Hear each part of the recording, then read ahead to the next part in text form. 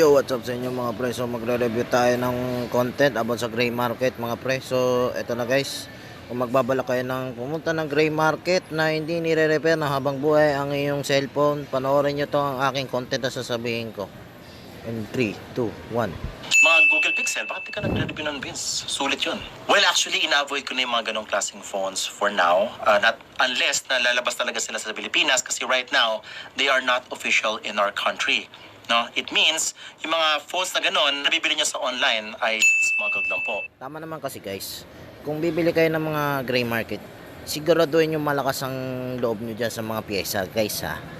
Example guys, pag bumili ka ng mga Pixel or mga flagship ng Realme, Oppo, Vivo, or Xiaomi, walang problema kasi may Xiaomi, meron naman service center ng Xiaomi, ay wala silang available ng spare parts kagaya ng sinabi ko.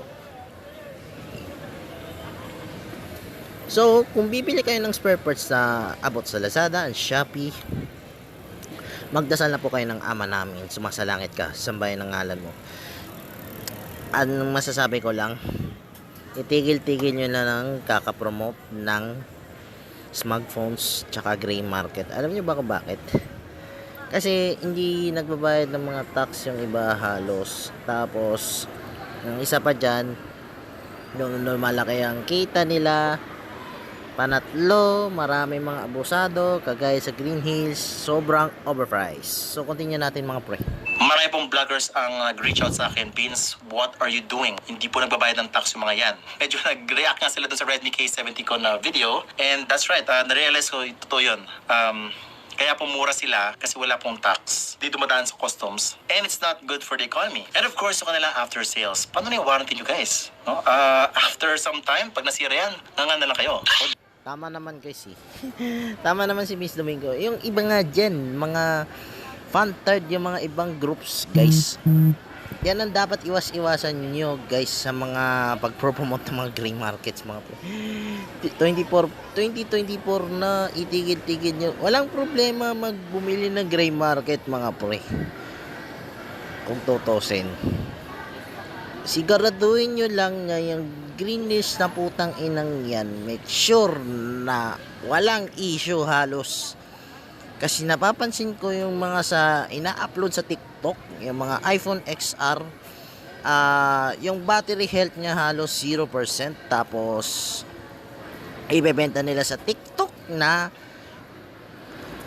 nakaano siya, tawag dito, yung battery health niya ay walang wala. So bawal po yun. Alam nyo ba kung bakit? Pwede nyo po kasi masira ang bawat part ng motherboard ng iPhone nyo pag binilyan nyo ng unang part ng display. Delikado po yan.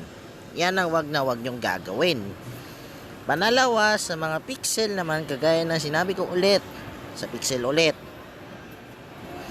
ayan ang dapat nyong iwasan. Kasi karamihan po sa mga inject, nagkakalat na po ng fake Pixel na mga Class A display ng Pixel. Yan ang pinag-iingatan ko. Kaya putang ina, kakapromote ng putang ina na ng gray market na yan. Kagaya na ito. Kagaya na itong putang inang to. Sana yun? Yan. Itong mga putang inang to, yung Vivo, Pixel, tapos yung Realme na to. Guys, wag na kayong bumili ng gantong flagship phone. Alam niyo ba kung bakit? Pwede kasi masayang pero nga sasabihin nyo mura guys. Wala naman problema sa inyo kung bibili kayo niyan eh. Basta nga inano ko lang, make sure na tumagal pa yan sa inyo ng mga phones nyo. Kasi yung mga ibang phones nakaregister na sa NTC para yung mga warranty nyo humaba-haba kahit paano. At naiintindihan ko maraming overpriced ng phone itong taon. Kaya hindi ko matibang-tibang kasi uunahin ko tong putang inang tong gray market na to. Dapat nga guys makapagtibang pa ako ng more Infinix guys. Kaso ano nangyari? Binigyan pa ako ng topic na to sa gray market na to. Wala naman problema kung magbe-build kayo ng phone tapos sige wala problema. Pero putang ina, kumagtag pa to na sakit ng ulo. So continue natin mga pre. nasira yan, nga na lang kayo. O Green Hills. Kasi gray market din si Green Hills. That's also one of the main reasons kung bakit wala tayong Apple Store in our country and overpriced din po yung mga Apple products sa Beyond the Box, sa Power Mac Center, kasi nga wala tayong official dito. Ini-import pa siya. Kasi nga based on the data no, na nakikita ni Apple, parang hindi to yung tamang market na magbenta ng mga iPhone, mga ano. Kasi nga lahat bumibili sa Green Hills, no? Gray market, no? Hindi naman yan nanggaling kay Apple, guys. Binili nila sa Hong Kong, sa ibang lugar, kay Papa Jack. And most of them are smuggled. So kaya po mura, mas mura sila kaysa official. And people really do consider buying sa Green Hills. Kaya lang kasi, ayun nga, when we buy on these unofficial channels, the official mismo will not consider us because it's not gonna be profitable. Now for me, it's actually totally okay to buy gray market phones as long as hindi mo talaga siya mabibili dito sa ating bansa. Wala po siyang official dito. Pero kasi kung may official na dito ka na lang bumili, guys. Wag na yung gray market. For example, si iQOO, di ba? Si iQOO 8 and 9 ay mabibili mo lang sa Lazada and Shopee and you actually want to experience that product. Ako nga, bumibili ako sa Amazon ng mga products kasi hindi lahat ng mga products or brands ay available sa ating bansa. So I have to buy them off of app. Syempre, isa pa yan dyan, yung shipping. So, additional shipping na naman, guys. Kaya mahirap talaga umorder sa mga Amazon, AliExpress, Lazada, and Shopee. Sobrang hirap na po. Kasi marami na mo mandarambog na mga incheck ngayon. Kaya hindi natin masasabi sa mga phones ngayon, itong 2024. Sana yung mga ibang content creator, itigil-tigilan nyo na pag-promote ng mga gray market. Kasi putang ina, nainis na ako. Okay naman si Solitech Reviews. Nagre-review din ng gray market din kahit paano. Alam niyo ba si Solitech Reviews? Tumagal yan sa industry ng YouTube. Kaya sobrang saludo po sa inyo, sir. So, continue natin mga pre. Simply because hindi sila pumunta sa ating bansa. No? Gusto ko lang kasi ma-experience yung phone, ma-review siguro mga ganun. But it's totally okay, no? Nasa iyo naman yan. Pero kasi kung may official tayo dito na lang tayo. Para mas ma-support natin yung mga legit na may trabaho, na naka-register talaga, na nagbabayad ng tax. Good for the economy, good for our future. Walang pros and cons. Tama naman kasi, guys.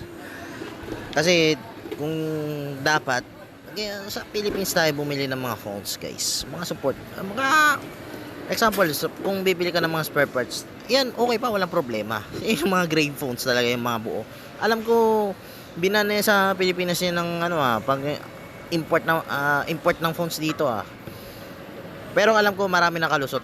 Pero putang inang to, ang dami nang promote talaga ng mga gray markets. Maliban na lang kung pwede promote Xiaomi, Poco, ganun, as in, pwede pa Ang kaso, wala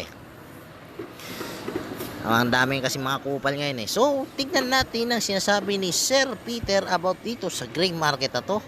At punta tayo dito. Ang sinabi ko naman kay Sir Peter, si Techtomer kasi pinopromote ng mga smug gray markets phones. Tapos pag may nasira, pag may avail na spare parts gaya ng Pixel, sobrang hirap niyan. Gaya ng sinabi ko, guys, mga pre yung mga Pixel, mga other phones, Blue or iPhone or marami pa yan na spare parts ng iPhone. Minsan nga peke nga yung iba dyan, nagkalat Realme, Vivo, minsan wala pa yan, matagal pa yung mga flagship phone ng Vivo, sobrang tagal, guys. Ano sinabi sa akin ni Sir Peter? Buti pa tinama pa ako kahit paano. Sobrang shoutout po sa inyo, sir, kasi para po yan sa mga customer na gustong bumili ng murang phones. Eto, guys, kung gusto nyo maghanap ng mga gantong phones na gustong ibuo, sell active mga pre, kung gusto nyo talaga mga second hand phone na affordable, utangin na, wag na kayo sa Green Hills Mall. Tangin na, nakakaubos, pasensya. So kung bibili kayo ng phones na kagaya ko i-build, sell active mga pre. So naghahanap ka ba ng 3,000 phones? Marami dyan mga pre. So saan po ba address mga pre? Doon na sa Politics Building, malapit sa San Juan. Hindi po Green Hills Mall. Kaya ano hinihintay nyo? Bumili ka na sa sell active mga pre. So balik tayo dito mga pre. So nakalimutan ko sabihin, ang sell active po ay nakaregister po yan sa BIR. At so wala naman problema. At dito, balik tayo dito sa gray market. Iwas-iwasan nyo talaga, promise. Waste of time talaga yung mga gray markets na yan. So marami naman akong magpo-post naman ako kung anong magandang mga phones itong 2024. So magbabalik po tayo mga flagship phones itong 2024, mga simulan noong 2018 hanggang ngayon. doon ko siya i-review mga pre. Doon ako magbe-base kung sulit pa talaga siya o hindi. So mamamaalam na ako mga pre, and stop na po pagbibili nyo ng gray market ng mga flagship latest phones. Yun lang, maraming salamat po sa inyo.